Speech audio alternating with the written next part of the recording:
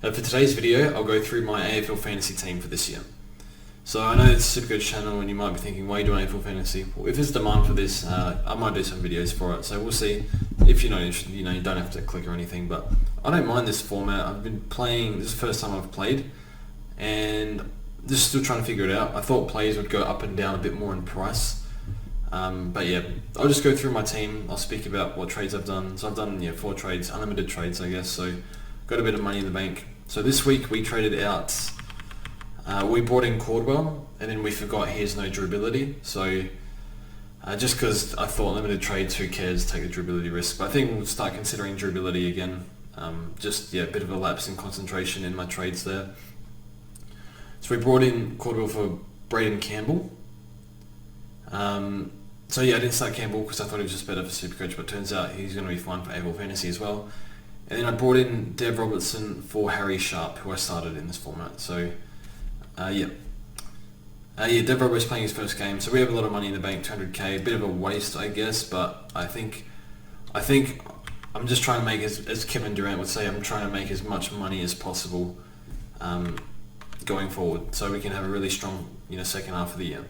So go through my team. So we started with Lloyd, Laird and Short. So Laird's going really well, Short's going okay I guess, I think it's 90 average. And Lloyd's been a bit of a disaster, so he's dropped 60k already, so that's a lot of money down the drain. So Lloyd is losing kickouts to Campbell, just a few, not many. And he's also, Freako just tweeted that he's getting less handball receives than he has been in previous years. That's a big concern. I think we hold him, I guess. I think in this format, you just trade premiums if you've got nothing else to do, if you're bored. If you've got no other cash to make it elsewhere, so maybe, I don't know. We'll see, but I'm not really sure who to trade him to, maybe a Ridley or something, but I think we just hold. He's lost enough money. Maybe he starts scoring better, but it is a concern that he's definitely going to have a drop-off if it's the case that he's getting less handball receives and he's losing just a few kickouts.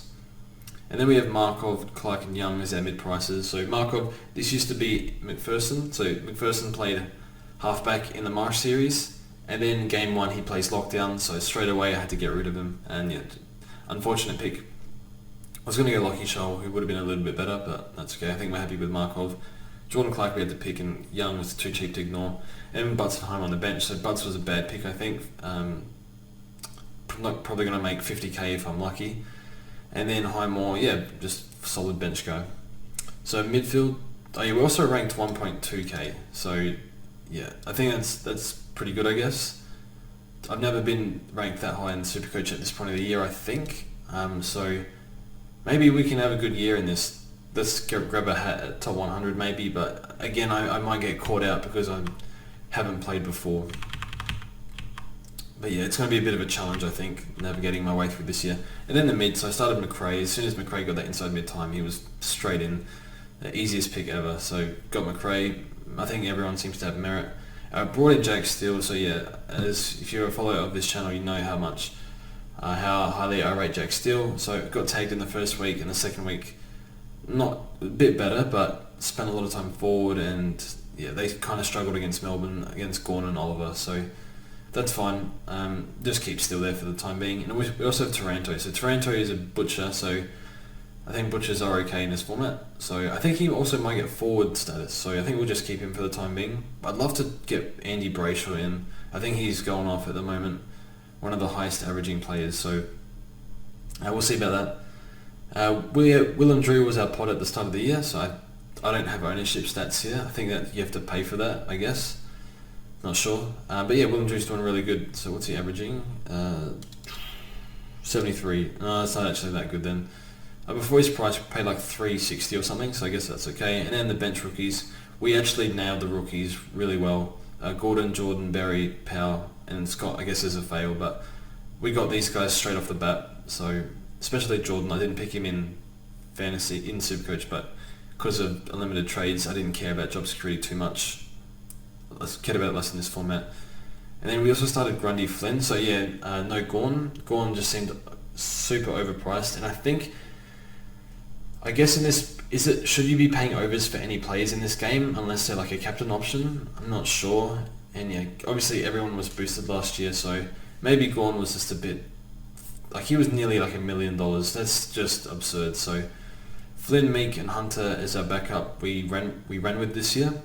I think Hunter has about 1 or 2 weeks left in him max, and then he's got to go to somebody. So yeah, just trying to get lots of cash gen in. I actually like having a bit of money in the bank, even though we're losing points on the field. We have so much flexibility. We can do like almost whatever we want. I'm not sure if it's a good idea or not, but yeah. So they're holding their own. I don't know who Meek plays this week, but I know Flynn plays Gorn. So we might just field Meek this week. I have no idea if it's a good idea or not. I'd just go check. Actually, I will check. Freo played Carlton. Yeah, we'll field Meek this week. And then in the forward line, so Dunkley, probably like one of my favourite players, so I had to pick him. He never left, basically, until that week where Bevo made some dodgy comments. I got sucked into those comments, but yeah, that's fine. What's he averaging? 112, so I think, got to have Dunkley, I suppose. Probably Dusty as well, but yeah, gotta have Dusty. Tom Phillips, probably better in this format, and then Nick Hind. Nick Hind was I was really keen on Nick Hind. And yeah, he was really cheap, so really great pick. I think you almost have to have him, I guess. What's he averaging? 92 for that price. I think you got to get him in, so yep. And then we brought in Campbell this week because we didn't start him, so just pick him up now, a bit more expensive. Warner and with Dev Robbo in this week, so we'll just field him, see how he goes. Also have Bergman and Rowe. So I think our cash gen is really strong. Our primos are really good. We're missing. Maybe we need Ridley down back or something. I'm not sure. Maybe Jack Steele could be Brayshaw, but I'm a big fan of Steele, so just paid too much for him. I just think that we have to get Brayshaw somehow. I'm not sure how though. But yeah, thanks for watching the video. Let me know how you're going, and yeah, hopefully I can continue this run somehow. And yeah, have a really good season. So thanks for watching, and we'll see you guys soon.